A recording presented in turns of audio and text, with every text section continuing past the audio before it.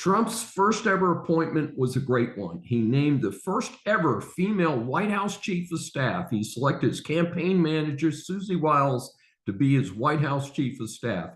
In fact, little mentioned by any media, much less the slopstream media. She was only the second woman to head a successful presidential campaign. Well, guess who was the first? Right, Kellyanne Conway, for Trump's 2016 victory. Next, Trump's border czar will be Tom Homan, who will reprise his role from the first Trump administration. In a fiery speech, he announced that those here legally should pack their bags. Everyone knows you cannot deport 10 million illegals overnight. With the focus on criminals, I think that will be an effective strategy, especially if we can keep them from coming back into the country. If not, I favor warehousing them at Gitmo, not our prisons. Keep in mind that illegals should be afforded zero constitutional protections. Time to get tough. Trump announces Elon Musk and Vivek Ramaswamy to lead the new Government Efficiency Department. This is probably the highest profile part of the whole story of appointments. Now, how will this be done legally will be entertaining in itself. Keep in mind that in my first book, Decline of America, I argued for cutting the US government by 1/3 and eliminating defined benefit pensions for employees. My opinion has not changed. If any, it's been retrenched.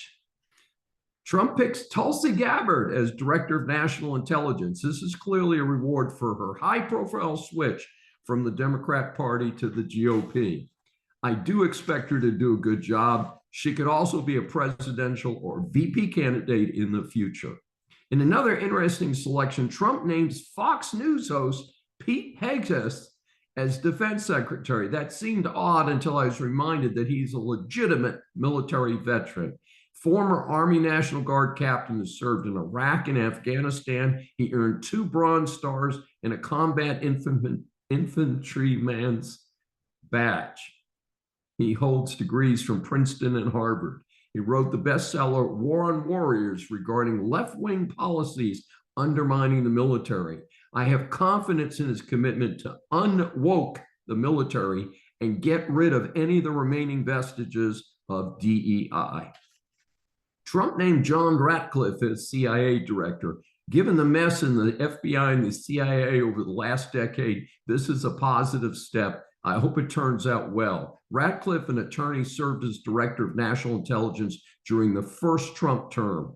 Previously a Republican congressman from Texas, he could also have been put in charge of the FBI, but I think he'll do a fine job over at cleaning up the remnants of the CIA.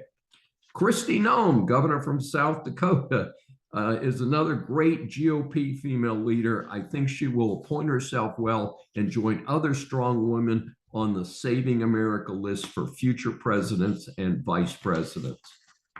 Senator Marco Rubio will be Secretary of State. My only concern here is that he's so strong in the Senate. I hate to see him pulled out of that position to go to Secretary of State, but we need someone great in that position. Let's see how that goes. And then the controversial Matt Gaetz will be the Attorney General. If you recall his tough questioning of James Biden and others, you can anticipate some interesting actions to come. Remember, I do not want the Comer Committee investigation of Joe Biden to go away. I feel that he sold out his country and anything he owns should be taken away from him. And I know there's been all this talk about not retribution. Folks, this is justice, not retribution. Biden should pay for his crimes. And I say crimes based on the information that I have. Of course, that still has to be proved in a court of law.